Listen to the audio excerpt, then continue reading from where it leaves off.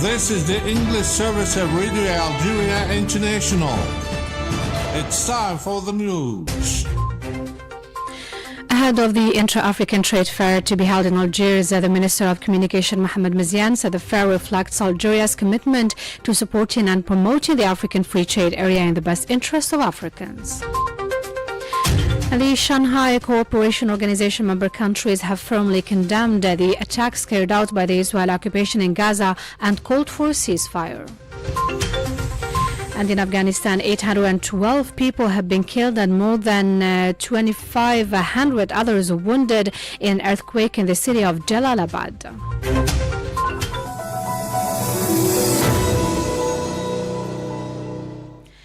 Those were the major developments. Now the full news edition. I'm Asya Bakar. Good afternoon. The Minister of Communication, Mr. Mohamed Mziane, has affirmed in Algiers that Algeria's hosting of the 4th edition of the Intra-African Trade Fair is a strong message confirming its commitment to supporting the process of African integration and promoting the African Continental Free Trade Area in the service of the interests of the peoples of the continent and sustainable development. Presiding over an information day on the challenges of the Intra-African Trade Fair, Mr. Mziane stated that Algeria is preparing to host the fair, viewing it as a key opportunity to strengthen its role as a bridge for exchange and integration among African countries. Algeria is preparing, as has been announced, to host the Intra-African Trade Fair 2025 as it sets before its eyes the importance of this major continental economic event, which constitutes an important opportunity to consolidate our country's position as a bridge for exchange and integration among the countries of our African continent. Mr. Mziane emphasized that the Intra-African Trade Fair 2025 is more than an economic event, describing it as a strong message of Algeria's commitment to African integration and the African Free Trade Area, while also serving as a platform for intercultural exchange and partnerships to build a common future for the continent. In this regard, the Minister of Communication urged the media to boost efforts in showcasing the continent's wealth, diversity and success stories, recalling President Tebboun's vision of African solutions to African problems. Of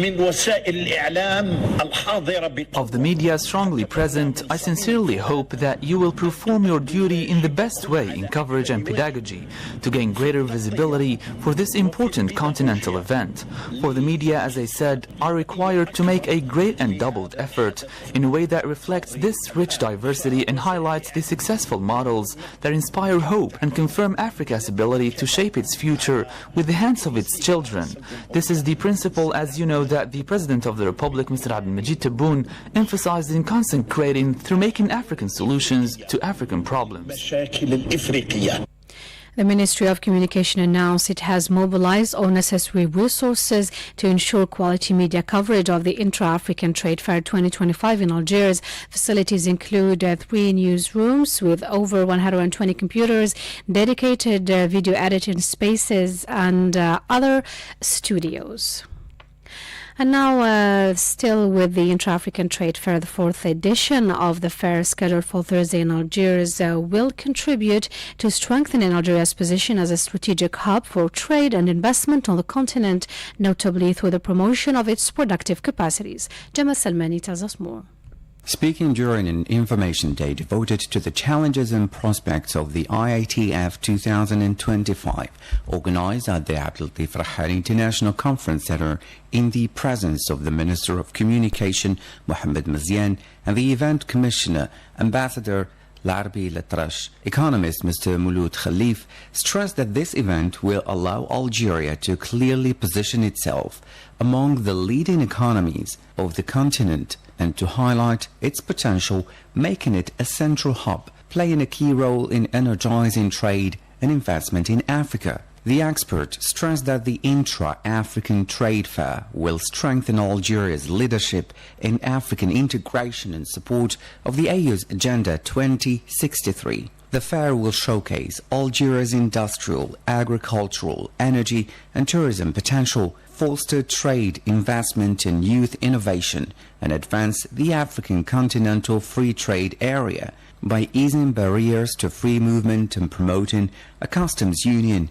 It will also serve as a platform for dialogue on enhancing continental economic cooperation through harmonized trade policies. Mr. Khalif described this edition as the most important since 2018, highlighting major trade and investment deals, high-level delegations, and a focus on innovation, startups, and the role of the African diaspora in advancing sustainable development. The interim president of the National Independent Authority for Elections, Karim Khalfan, has received the head of the Democracy and Elections Unit at the African Union Commission, Karine Kakasi Siaba. This meeting held at the authority's headquarters is part of the preparation for the launch of the training session for AU Electoral Observation Mission experts scheduled in Algiers and due to start today.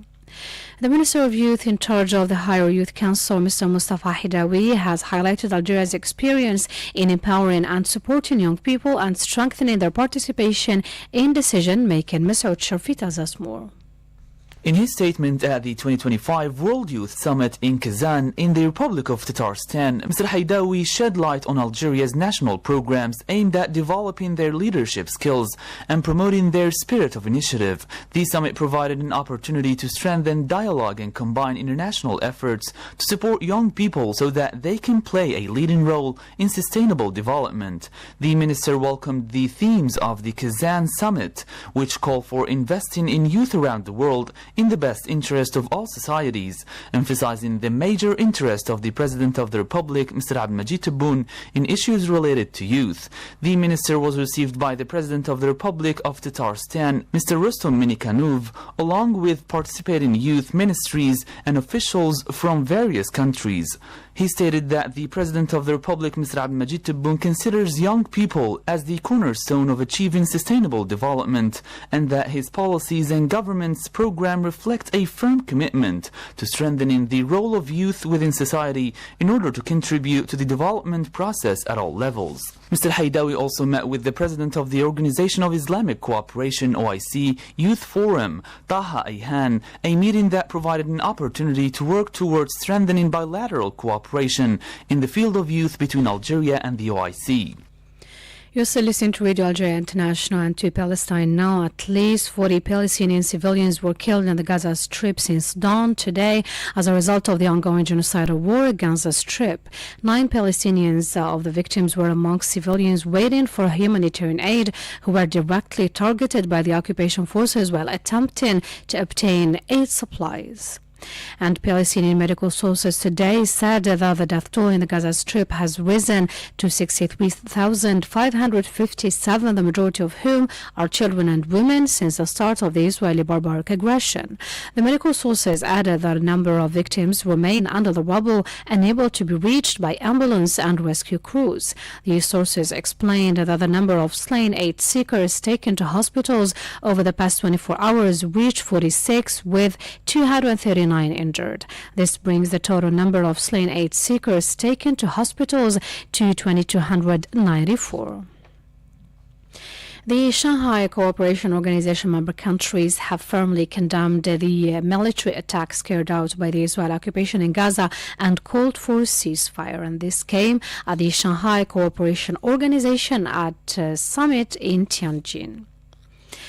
Meanwhile, the Palestinian Foreign Affairs Ministry stressed that the continuation by the Zionist entity of mass massacres, the use of famine as a weapon in its aggression against the Palestinian people, and plans for forced displacement and annexation of the occupied West Bank must prompt the United Nations to assess its efforts to put an end to Zionist crimes.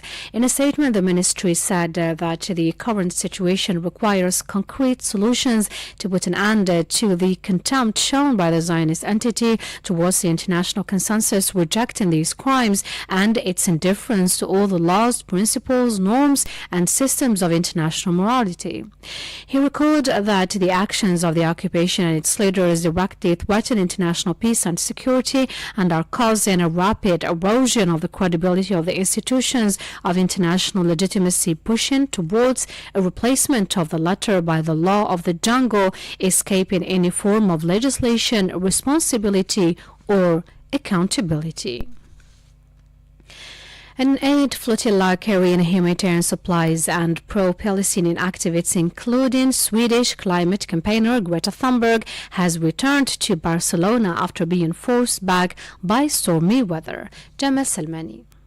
The global Samud flotilla, made up of dozens of boats, set sail on Sunday for Gaza with the aim of breaking Israel's naval blockade and delivering aid to the besieged enclave. Organizers said winds of up to 56 km per hour led them to oppose the mission. The flotilla mission stated that they conducted a sea trial and then returned to port to allow the storm to pass. The group did not announce when they will attempt to resume their journey. Among the activists on board, Zeki Sharifi, who is a member of the Algerian Popular Coordination for the Support of Palestine, who said that the flotilla carried